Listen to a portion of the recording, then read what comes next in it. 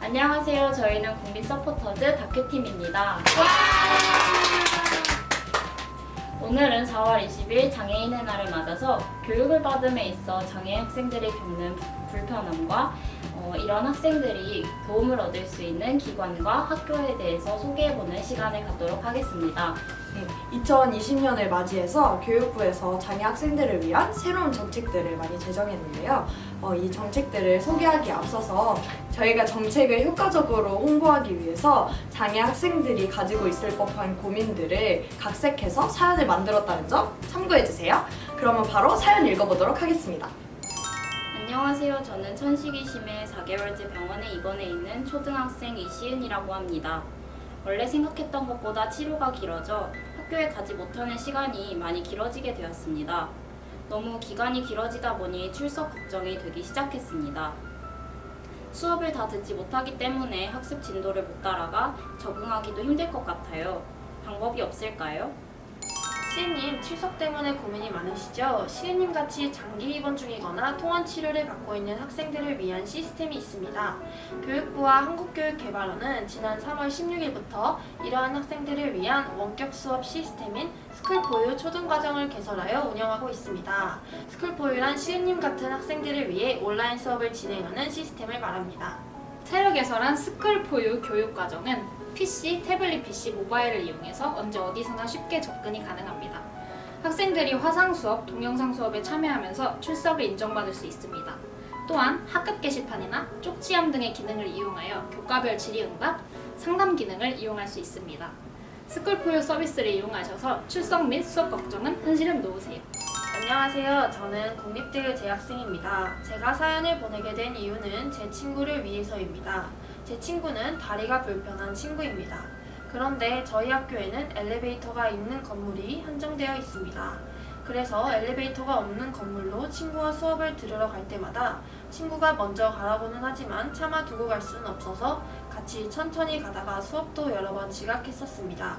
다행히도 교수님이 상황을 이해해 주시지만 엘리베이터가 없는 건물에 친구 혼자서 저와 같이 듣지 않는 수업을 들으러 갈 때마다 힘겹게 올라가서 안타깝습니다. 학교 측에도 문의를 해보았지만 예산이 배정되지 않아서 힘들고 다른 건물에 비해 비교적 적은 층수를 가지고 있어서 엘리베이터를 설치할 계획은 없다는 답변을 받았습니다. 그래서 교육부에 이렇게 건의를 해봅니다. 저희 학교의 전체 건물에 엘리베이터를 설치할 수 있는 방법이 없을까요? 저도 한번 다리를 다친 적이 있었는데 하필이면 듣는 수업 중에 엘리베이터가 없는 건물이 2개나 있었어요. 그래서 항상 수업 시작 30분 전부터 그 수업을 듣기 위해서 계단을 열심히 올라가야 했고 만약에 수업이 연속으로 있을 때에는 교수님께 양해를 구해야 했던 기억이 있습니다. 네, 저희 학교에도 5층 건물에 엘리베이터가 없는 경우가 있는데 그럴 때마다 다리 깁스를 하신 분들이 힘겹게 계단을 올라가시는 걸 보면 굉장히 마음이 아프더라고요. 그래도 다행인 건 이 사연자분이 국립대라는 점입니다. 2020년에 새롭게 제정된 교육부 정책에 따르면 국립대의 2층 이상 건물에 무조건 엘리베이터를 설치할 계획입니다.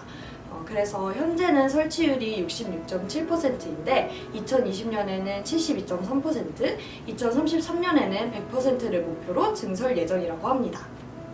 맞아요. 정말 다행인 것 같습니다. 그럼 다음 사연 읽어보도록 하겠습니다. 안녕하세요. 저는 지체장애를 앓고 있는 민정이의 아빠입니다. 저희 민정이는 고등학교 3학년입니다.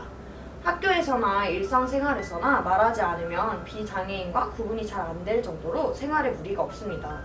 그런데 아직까지는 사회에 존재하는 색안경으로 인해 일자리를 쉽게 구할 수 없는 것이 현실입니다. 졸업 후에 우리 민정이의 미래가 걱정되어서 사연을 보내게 되었습니다.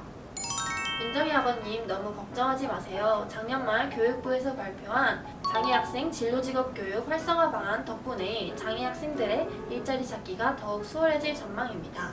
먼저 2022년까지 진로 진학 상담 전문 자격을 갖춘 진로 전담교사를 각 특수학교에 1명 이상 배치합니다. 또한 수업 지원을 전담하는 전문 인력을 배치하여 학생들의 진로를 전문적으로 설계합니다. 또한 교육부의 나이스 시스템과 고용부의 장애인 고용 업무 시스템, 보건복지부의 중증장애인 직업재활 지원 시스템, 장애인 일자리 전선 시스템을 연계한 범부처 장애학생 취업 지원 연계 시스템을 구축하고 있습니다. 효율적인 취업 지원과 현장 실습으로 장애 학생들이 자신에게 맞는 일자리를 찾을 수 있게 된 것이죠. 학교 교육에서부터 졸업 후 취업 지원까지 통합 지원하는 범부처 장애학생 취업 지원 연계 시스템은 장애 학생들이 자신의 일자리를 찾을 수 있도록 계속적인 상담과 평가를 제공합니다.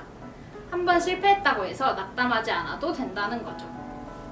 마지막으로 안정적인 현장 실습 기회 확대가 있습니다.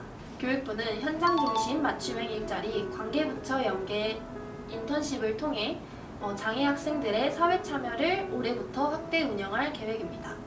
지금까지 교육부의 장애학생 교육 정책을 알아봤습니다.